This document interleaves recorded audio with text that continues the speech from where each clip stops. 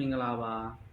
ညီလေးတယောက်မေးထားတယ်ပေါ့နော်ကိုကြီး Gmail ကောက်ကို password လည်းမမိတယ် Gmail လည်းမမိတယ်ဖုန်းနံပါတ်ကပေါ့နော်မမိတယ်အဲ့ဒီဖုန်းထဲမှာစင်ကတ်မထည့်ထားဘူးလို့သူပြောထားတယ်ပေါ့နော်စင်ကတ်မထည့်ထားတော့ဘူးလေကုန်မကြတော့ဘူးလေဒါဆိုကျွန်တော်တို့ပေါ့နော်အဲ့ဒီ Gmail လေးသိတယ် password လည်းသိတယ်ဆိုရင်ဖုန်းနံပါတ်ပြန်ချိန်တဲ့နည်းလေးကျွန်တော်ပြောပြပေး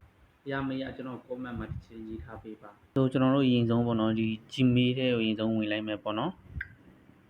Gmail ထဲမှာကျွန်တော်ဖုန်းနံပါတ်ထည့်ထားတဲ့ Gmail ကိုအရင်ဆုံးပြပေးမယ်နော် Gmail ထဲနှိပ်လိုက်မယ်နှိပ်ပြီးပြီဆိုရင်ကျွန်တော်ဖုန်းနံပါတ်ထည့်ထားတဲ့ Gmail အဆုံးပြပေးမယ်ဒီနေရာလေးတစ်ချက်နှိပ်လိုက်ပါ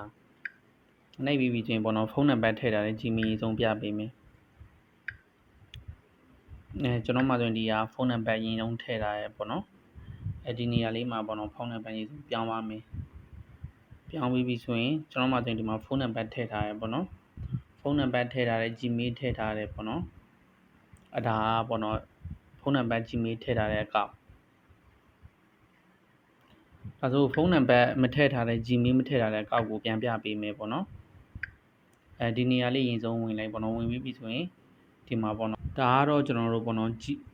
ဒါကတော့ဖုန်းနံပါတ်မထည့်ထားတဲ့ Gmail ပေါ့နော်အဲ့ဒီနေရာလေးတစ်ချက်ပြန်ဝင်လိုက်ပါ personal info ဆိုတဲ့ဟာလေးပြန်ဝင်လိုက်ပါဝင်ပြီးပြီဆိုရင်လက်လီနဲ့ပေါ်ဆွဲတင်လိုက်ပေါ့နော်